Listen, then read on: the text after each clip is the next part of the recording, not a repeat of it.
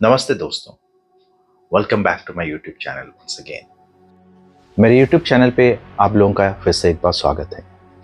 आज मैं आपके सामने एक बहुत ही इंटरेस्टिंग किताब के बारे में बताने जा रहा हूँ और एक नई चीज़ है, आज मैं आपको ये रिव्यू हिंदी में देने वाला हूँ, जैसे कि आप लोग नोटिस कर सकते हैं। तो ये बुक एक बहुत ही फेमस इंटरनेशनल किताब है। It's considered one of the classics of English literature.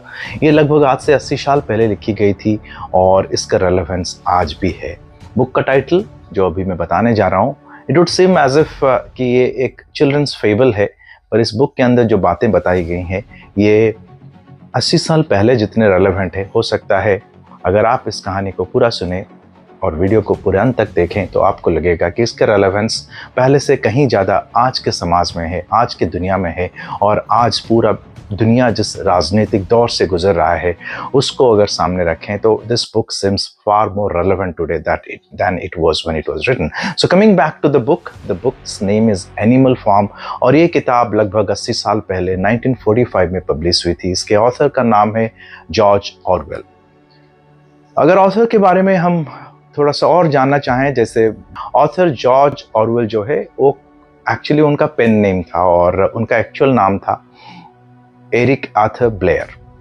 और एरिक आर्थर ब्लेयर जो है 1903 में पैदा हुए थे और प्रोबेबली वो ब्रिटिश इंडिया में पैदा हुए थे। उस समय India was a colony of British और subsequently he was educated in one of the prestigious college of London and after that he went on to become a police officer in the imperial police force and posted in Burma. After that he joined the Spanish Civil War and this was something which was happening side by side along with his profession or his passion of being a writer or an author. And probably उनका जो Spanish civil war में experience था that formed a platform for his inspiration or motivation towards writing this famous book Animal Farm. और उनका एक और किताब है जो एनिमल फार्म से भी ज़्यादा पॉपुलर है, हो सकता है आप लोगों ने उस किताब का नाम सुना हो। That book is a famous dystopian novel, it's known as 1984 and उस किताब के बारे में किसी और समय हम बात करेंगे। बहरहाल जिस किताब के बारे में हम बात कर रहे हैं उसका नाम है एनिमल फार्म। तो आइए चलते हैं इस फेमस किताब के बारे में बात करने।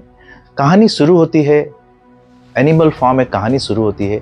एक फार्म, एनिमल्स का एक फार्म है जिसका नाम है मनोर फार्म और Manor Farm is owned by Mr Jones. Mr Jones एक जिनको अपने एनिमल्स के बारे में कोई भी परवाह नहीं है एंड वो हमेशा अपने नशे में धुत रहते हैं and most of the times he is not bothered, neither Mr Jones nor his man. कोई भी बॉदर नहीं है फार्म्स के एनिमल्स के बारे में, उनके वेलबींग के बारे में। वो उनको उतना ही खाना देते हैं जितने में वो उनके लिए काम कर सकें।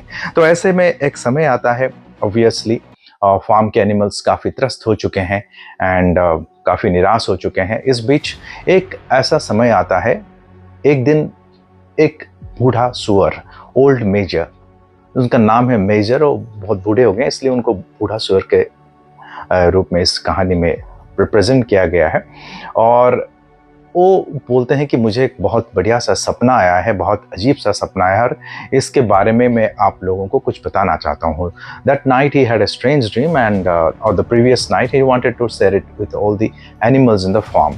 और वो बताते हैं कि देखो भाई, वो बहुत ही बढ़िया बातें बताते हैं और इसके आगे कहानी का जो है ना, this forms the platform, this forms the basis on which the whole story builds for them. वो कहते हैं कि भाई इंसान जो है ना, man is the only animal, वो कंज्यूम करता है बिना किसी चीज़ को प्रोड्यूस किए। देखिए man doesn't give milk, he doesn't lay eggs, he is too weak to pull the plow, he cannot run fast to catch rabbits, and yet he is the lord of all the animals in the world and he sets them to work, gives them the bare minimum. वो उनको animals को काम पे लगाता है और खाने के लिए बहुत ही थोड़ा सा कुछ देता है जितने में वो इंसान के लिए काम कर सके। और अंत में होता क्या है, या तो बूढ़े होके कमज़ोर होके मर जाते हैं या तो फिर उनको काट दिया जाता है, मार दिया जाता है इंसान के खाने के लिए। तो ये एनिमल्स का बहुत ही सैड स्टोरी है और इस सैड स्टोरी का अगर कोई विलन है तो उसे मेजर फिर से बताते हैं कि man is the only real enemy we have, and उसको थोड़ा सा सिंपल वे में बताते हैं कि भाई basically what ever goes on upon 2 legs is an enemy, and what ever goes upon 4 legs और हैज़ विंग्स, क्योंकि बर्ड्स को भी तो इंक्लूड करना था, वे बर्ड्स के 2 legs हैं तो उनको ये भी इंक्लूड किया गया कि what ever goes upon 4 legs और has wings is a friend. So he dreams of A world or a form of animals or a world of animals जहाँ पे इक्वालिटी हो, जहाँ पे फ्रीडम हो, और वर्ल्ड विदाउट whips, कोई whip नहीं होना चाहिए वहाँ पे. ये एक विद्रोह का सपना देखते हैं और बताते हैं कि this is my message to you comrades rebellion. अब देखिए ये सपना और ये जो होता है भाषण विद्रोह के बारे में, उसके 3 रात बाद ना मेजर अपने सपने में पीसफुली चले जाते हैं. Major dies peacefully in his sleep, पर उनका सपना जिंदा रहता है, उनका सपना नहीं मरता. और जैसे कहानी के शुरू में मैं बताऊं, मेजर एक ओल्ड पिग है, ओल्ड सुअर थे. तो इस कहानी में ना पिग्स जो है ना सबसे इंटेलिजेंट एनिमल्स है. पिग्स आप पता नहीं किस नज़रिए से हम नॉर्मली उनको इस वर्ल्ड में देखते हैं या उनके बारे में लिटरेचर में और बाकी लिटरेचर में कैसे बताया गया, बट इस पर्टिकुलर बुक में ये बताया जाता है कि पिग्स जो है एनिमल फॉर्म के सबसे सातिर, सबसे इंटेलिजेंट और सबसे विटी एनिमल्स हैं. तो वो मेजर के जाने के बाद उसकी टीचिंग और organizing obviously it falls upon their shoulders, and they generally work on the different principles. वो कुछ स्क्रैप बुक से इधर उधर से पढ़ते रहते हैं, दे कैन रीड ऑल्सो, और फिर वो रेबेलियन के सपने को जिंदा रखते हैं. तो देखा जाता है कि भाई रेबेलियन ना जब सोचा था उससे पहले आ जाता है. और ये कैसे आता है? एक दिन एक गर्मियों का दिन था, सैटरडे का इवनिंग था, और मिस्टर जोन्स उस दिन शहर चले जाते हैं. इतना पी लेते हैं कि वो फिर संडे शाम को आते हैं, और संडे शाम को आके सीधा सोने के लिए चले जाते हैं.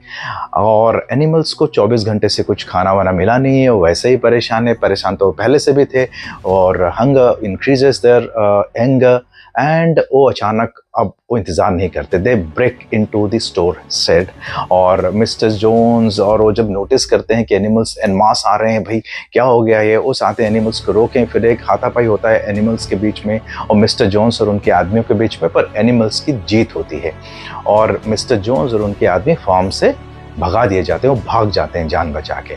अब पूरा का पूरा फार्म जो है एनिमल्स का है, और एनिमल्स बिल्कुल अपने अच्छे किस्मत में विश्वास नहीं कर पाते हैं, और उनको लगता है कि भाई ये रिवॉल्यूशन तो हमारे सोचने से पहले ही आ गया, और इतना बढ़िया उनका I mean they were going through such a wonderful period कि उनको कुछ समझ में नहीं आया कि क्या करें. वो कुछ कूदने लगे, they gambolled around, they jumped around in the air. भाई अब क्या करें, कुछ समझ में नहीं आ रहा. इस बीच फिर पिग्स आते हैं.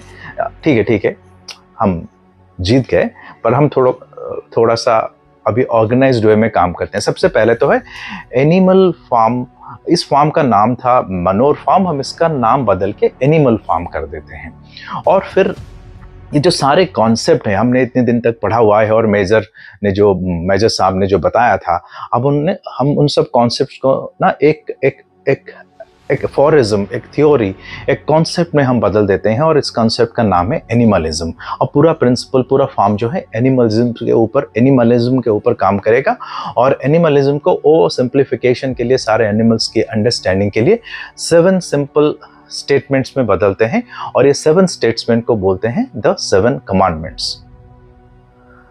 अब ये 7 कमांडमेंट्स क्या है? Which will form the base line of farms all future understanding है, काम करने का तरीका. इन बेसलाइन मान लो किसी तरह का ये फार्म का संविधान है, कॉन्स्टिट्यूशन है. Number 1, what ever goes upon 2 legs is an enemy. जिसके भी 2 पैर है, जो 2 पैर में चल रहा है वो हमारा दुश्मन है. What ever goes upon 4 legs और has wings is a friend. जो उसके पंख है, जिसके 4 लेग है, वो हमारा दोस्त है. No animal can wear clothes. कोई एनिमल कपड़ा नहीं पहनेगा.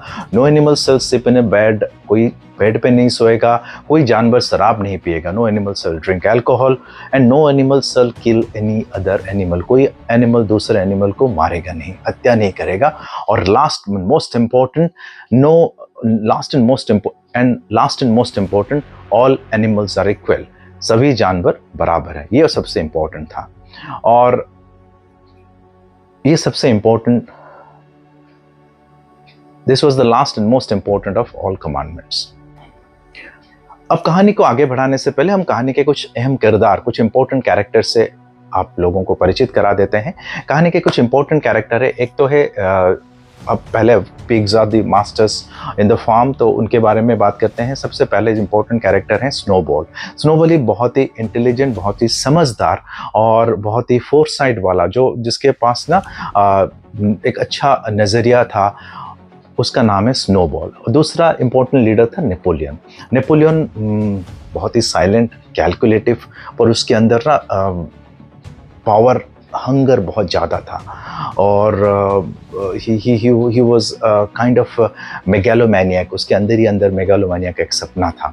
और तीसरा था स्क्वेलर। स्क्वेलर नेपोलियन का चमचा टाइप का था, और वो एक प्रोपेगेंडा मशीन था, जैसे मीडिया काम करती है प्रोपेगेंडा मशीन। स्क्वेलर इतना शातिर था, बोलने में इतना माहिर था कि बाकी एनिमल्स बताते थे कि भाई स्क्वेलर जो है ना, he can turn black into white.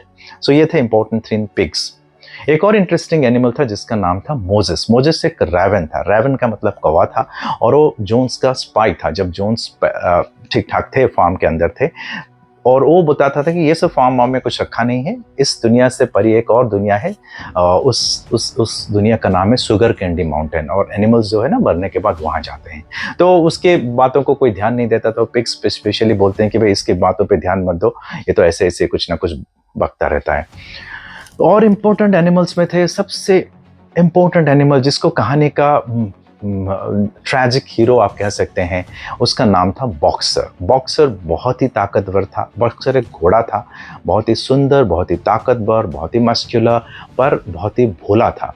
And boxer का एक ही मोटो था कि I will work hard and Napoleon is always right. कुछ और एक मोली करके बहुत ही एक और मेयर थी, जैसे क्लोवर भी था, और बेंजामिन करके एक डोंकी था। बेंजामिन उन लोगों में से था जो बूढ़ा डोंकी है। उसने कहा कि none of you had seen a dead donkey, मतलब डोंकीज इतना जिंदा रहते हैं कि आप लोगों ने किसी डेड डोंकी को देखा ही नहीं होगा। और वो बोलता है कि ये सब तो कुछ चलता रहता है, और मोर और लेस जिंदगी एनिमल्स की कभी बदलने वाली नहीं है। वो थोड़ा सा निराश भी था, थोड़ा सा प्रैक्टिकल भी था, और बहुत कुछ जानता था पर बहुत कम बोलता था।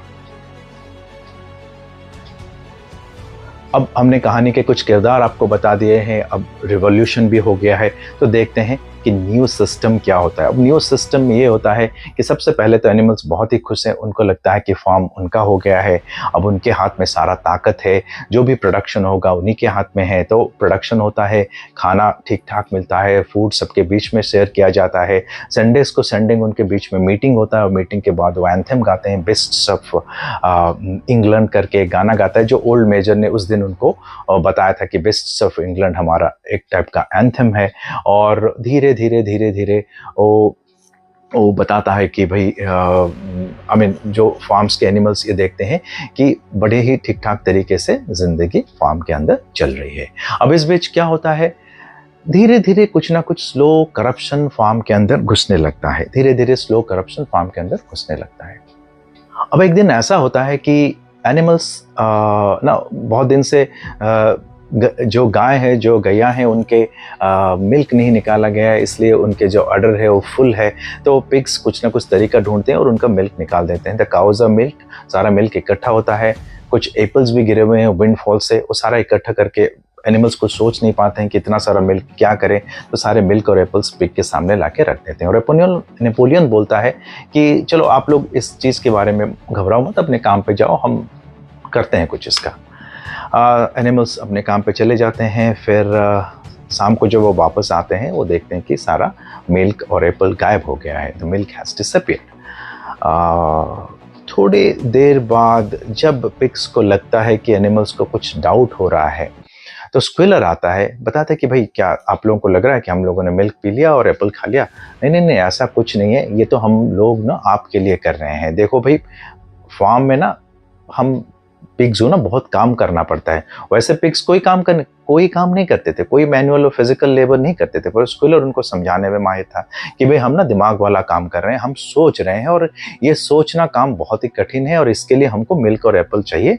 हमको अगर मिल्क और एप्पल नहीं मिलेगा, हम अगर सोच नहीं पाएंगे, तो कभी भी वापस जोन्स आ जाएगा और would you rather have Jones back? आपको लग रहा है कि जोन्स आना चाहिए? फिर एनिमल्स डर जाते थे। एनिमल्स के अंदर एक डर का माहौल पैदा करना एक बहुत ही इंपॉर्टेंट स्टेप था और ये स्क्विलर का प्राइमरी काम था। इसमें वो काफ़ी सक्सेसफुल चल रहा था। अब ये देखा जाता था कि कोई भी रेजोल्यूशन हो, पहले एनिमल्स के बीच में पिग्स और रेजोल्यूशन पुट फॉरवर्ड करते थे और बाकी एनिमल्स अपना अपना ओपिनियन देते थे और वो रेजोल्यूशन फॉलो होता था। कभी कभी रेजोल्यूशंस के ऊपर वोटिंग भी हो जाता था। अब ये धीरे धीरे देखा गया कि जो रेजोल्यूशंस है बेसिकली उसके बीच में दो लीडर्स के बीच में टक्कर होने लगा। अगर नेपोलियन कुछ कहे तो स्नोबॉल अपोज करता था, स्नोबॉल कुछ कहे तो नेपोलियन अपोज करता था। ये टक्कर डिफरेंट मैटर्स पे थोड़ा बहुत होने लगता था, पर ultimately this kind of differences grew larger when the concept of windmill came. The farm के animals they decided let's build a windmill and it is Snowball का आइडिया था। Snowball wanted a windmill to be built and he wanted कि if this windmill can be built successfully. उसने windmill के सारे designs एक floor पे लिख दिए थे। उसने कहा था कि मैंने जो फार्म हाउस में जोन्स के कुछ किताबें थे उनसे पढ़ के सीखा हुआ है कि विंडमिल एक ऐसा है कि एक मशीन है जिससे हम एनिमल्स का काफ़ी दुख दूर हो जाएगा, हम कम काम करेंगे और हम लोगों को ज़्यादा मेहनत करना ही नहीं पड़ेगा। 3 दिन हफ्ते में काम करेंगे, बाकी दिन ऐसे करेंगे, हमको इलेक्ट्रिसिटी भी मिलेगा, lot of good things are going to happen. वो बहुत दूर की सोचता था और वो बहुत सारे कमिटीज़ भी बनाता था, जैसे और वो बहुत सारे कमिटीज भी बनाता था। Basically he used to form committees like the egg production committee for the hens, the clean tails committee for the cows, the wild comrades re education committee. वो बहुत सारे ऐसे चीज़ें बनाता था और basically he was a very wise educated pig amongst others. But Napoleon बोलता था कि ये सब फालतू की चीज़ें, इसमें टाइम वेस्ट मत करो, हम लोगों को तैयार रहना है, खाना कैसे ठीक टाइम पे पहुंचेगा ये देखना है, और जोन्स जब वापस आएगा उससे कैसे लड़ना है, या फिर बाकी आसपास के फार्म्स के जो ह्यूमन ओनर्स हैं वो भी हमारे ऊपर अटैक करेंगे तो हमको तैयार रहना है, हम उनसे कैसे निपट पाएं। अब ऐसे माहौल में जब धीरे धीरे जिंदगी आगे चल रही है तो उस दिन विंडमिल को लेके कुछ इंपॉर्टेंट डिस्कशन होना था और नेपोलियन और स्नोबॉल के बीच में बहुत जबरदस्त बहस हो जाती है। स्नोबॉल कुछ ऐसा बोलता है कि सारे एनिमल्स उसे सपोर्ट करने वाले हैं। उस समय तुरंत नेपोलियन ना अपना चाल चला देता है। He throws his trick that day और अजीब सा आवाज करता है, ख्विंपर मारता है और तुरंत 9 कुत्ते बहुत ही फेरोसियस स्नोबॉल के ऊपर कूद पड़ते हैं और स्नोबॉल किसी तरह जान बचा के भाग जाता है। अचानक से 9 कुत्तों को देख के सब परेशान हो जाते हैं, भाई ये कहाँ से आए। फिर पता चलता है कि ये तो वो पिल्ले जो है ना वो बड़े हो गए हैं। ये इन पिल्लों को फार्म में बेसिकली फार्म के 2 डॉग्स थे, कुत्तों का नाम था जेसी एंड ब्लूबेल, और उनके बच्चों को ना नेपोलियन ने ले लिया था, बचपन से ही अलग से रखा था, उनको ट्रेन कर रहा था टू समथिंग डेंजरस, जैसे अपने बॉडीगार्ड्स और सोल्जर्स की तरह उन्हें ट्रेन किया था, जैसे कि वो बिल्कुल ब्लाइंडली उसी को फॉलो करे और उसके वार मशीन बन जाए। और इसी 9 कुत्तों के सहारे अब नेपोलियन फार्म पे राज करता है। और उसके बाद ना फार्म में ना कोई मीटिंग होता था, ना कोई आपस में डिस्कशन। अब नेपोलियन ने बोल दिया, और नेपोलियन कभी बोलता था, कभी कभी स्क्विलर उसका जो रिप्रेजेंटेटिव है वो बोलता था कि देखो भाई अब ये मीटिंग नहीं होगा, आप लोग परेशान मत हो, अपना काम करो, जो भी होगा ना हम पिग्स आपस में सोचेंगे और हम आपको बता देंगे, किसी को कुछ बोलना है। अब सबको पता था कि अगर कोई कुछ बोलेगा तो क्या होने वाला है, तो सब लोग चुप रहते थे। फिर भी नेपोलियन का मन ना शांत नहीं होता था। फार्म में कुछ भी गड़बड़ होता था तो उसी में वो हमेशा ठहराता था कि ये स्नोबॉल की गलती है, ये तो स्नोबॉल ने ही किया है। So from that moment on, Animal Farm is no longer run by meetings, and Napoleon goes on to decide his dictums, and Squiller tries to convince the animals भाई कुछ गड़बड़ ना हो जाए। उसने बोलता है कि surely you don't want Jones to be back, और एनिमल्स को ये लगता है कि भाई जो भी हो रहा है जोन्स के दिन से तो अच्छा ही है, तो वो अपने they accept their fate and go on to work। फिर एक दिन ऐसा आता है कि स्नोबॉल तो चला ही गया है। अब स्नोबॉल को हर चीज़ में उसे ब्लेम करते हैं कि भाई ये तो टूल भी टूटा है तो स्नोबॉल ने किया है, ये एग खो गया है तो स्नोबॉल ने किया है, कोलैप्स हो गया है वाल तो स्नोबॉल का है गलती। और इस बीच नेपोलियन बोलता है कि चलो विंडमिल प्रोजेक्ट फिर से वापस लाते हैं, क्योंकि ये तो मेरा ही आइडिया था, ये स्नोबॉल ने तो मेरा आइडिया चुरा लिया था। अब उसको यहाँ से भगाने के लिए, उसका असलियत आप लोगों के सामने लाने के लिए मैंने उस दिन वो प्रोजेक्ट को रोका था। बाकी एनिमल्स को थोड़ा गड़बड़ लगता है। बॉक्सर पूछता है कि भाई स्नोबॉल ने तो हम लोगों के लिए फाइटिंग भी किया था। तो बोलता है नहीं नहीं नहीं, ये कुछ नहीं है, वो तो जोन्स का भी आदमी था, नेपोलियन बोलता है। और बाकी एनिमल्स फिर से डरे हुए सहमे हुए उसे मान जाते हैं और विंडमिल का प्रोजेक्ट फिर से शुरू होता है और काम पे लगाया जाता है एनिमल्स को। और बॉक्सर बहुत ज़्यादा काम करता है विंडमिल्स प्रोजेक्ट के लिए, उसके बारे में मैं धीरे बताऊंगा। पर उससे पहले बहुत ही बुरा चीज़ होता है फार्म में, उसे कहते हैं कन्फेशंस। कन्फेशंस ऐसा है कि जैसे मैंने बताया कि अब नेपोलियन को वो तो बिल्कुल तानाशाह बन गया था, उसको बिल्कुल ही थोड़ा सा भी रेबेलियन का अगर कहीं शंका है तो उससे डर लगने लगता था। तो वो किसी ना किसी तरह एनिमल्स को फ्रेम करता था और कुछ एनिमल्स को बुलाया कि भाई आज कन्फेशन होना है। तो पहले एक के बाद एक एनिमल आने लगे और उन्होंने बोला कि हम तो स्नोबॉल के साथ मिलकर ये किए थे वो किए थे, जबकि उनको पता था कि वो उनको ज़बरदस्ती बुलवाया जा रहा है। They had not done anything wrong like that. पर तुरंत कन्फेशन के बाद हो गया एग्जीक्यूशन। सारे कुत्तों को उनको ऊपर छोड़ दिया गया और their throats were slit and there were a lot of blood everywhere। Animals की बॉडी पाइल अप होते गई। कुत्तों ने उन इनोसेंट जानवर के ऊपर अटैक करके उनका जान ले लिया। बाकी एनिमल्स ऐसे देखते ही रहे। उनको समझ में नहीं आ रहा था कि ये दिन अच्छा है या जोन्स के दिन अच्छे थे।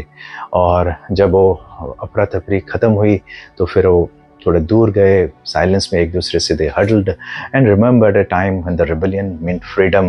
The wonder of this was, they wondered if this is what the old major had dreamt of। but again Squealer के बातें उनके दिमाग में आया कि what if Jones comes back, would you rather have Jones?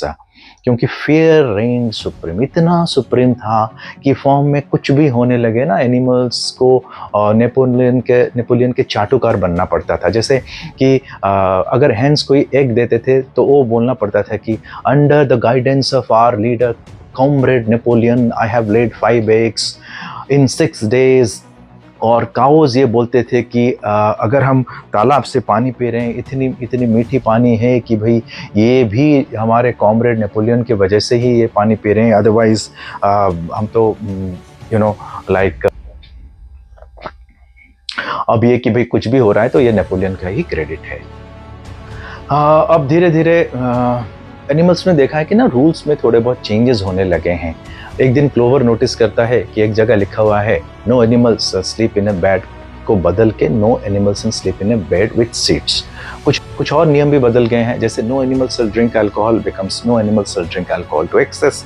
And after the executions it was noted that no animal shall kill any other animal has changed to no animal shall kill any other animal without cause। फिर वो उनको लगता है कि शायद पहले से ही ये नियम ऐसे हैं, या तो फिर हम भूल गए हैं या तो फिर कभी ऐसे था नहीं। And they are in a lot of confusion. और इस सब के बीच में कहानी का जो ट्रेजिक हीरो है, जो ट्रेजेडी हीरो है, जो वो है बॉक्सर, दिन रात काम करता है, विंडमिल बनाता है, विंडमिल टूटता है, गिर जाता है स्टॉर्म में, फिर वो बनाता है और बनाते बनाते सारी ज़िंदगी वो बोलता है कि मुझे पहले 15 मिनट पहले सुबह उठाओ, फिर बोलता है आधा घंटा पहले उठाओ, फिर बोलता है मैं 1 घंटे पहले उठ के काम करूँगा। पूरी ज़िंदगी उस बॉक्सर अपना पूरे ज़िंदगी विंडमिल पे लगा देता है और एक समय ऐसा आता है कि वो कमज़ोर हो गया है और गिर जाता है और लगभग इतना बीमार कमज़ोर और थोड़ा उम्र भी हो गया था। तो उसको लेने के लिए पिग्स एक गाड़ी बुलाते हैं और ये बोलते हैं कि उसको हॉस्पिटल ले जाएगा, ये गाड़ी उसको हॉस्पिटल ले जाएगा। डोंकी जो है, जो बेंजामिनो देखता है कि उस गाड़ी पे ना लिखा हुआ है हॉर्सेस स्लॉटर हाउस, तो उसको ले गए। कुछ दिन बाद बताया कि वो जो है हॉस्पिटल के बेड पे चला गया। उसने नेपोलियन अपना जो कॉमरेड लीडर है उनको प्रेज भी किया। पर एनिमल्स को थोड़ा सा डाउट हुआ तो उन्होंने पूछा कि भाई क्या ये सही है कि उसको हॉस्पिटल लिया गया, उस पर तो स्लॉटर हाउस लिखा गया था। तो स्क्विलर ने फिर समझाया कि भाई ऐसा कुछ नहीं है, वो तो पहले का ज़माना था जब वो गाड़ी किसी स्लॉटर हाउस के लिए काम करती थी। अभी तो बेसिकली वो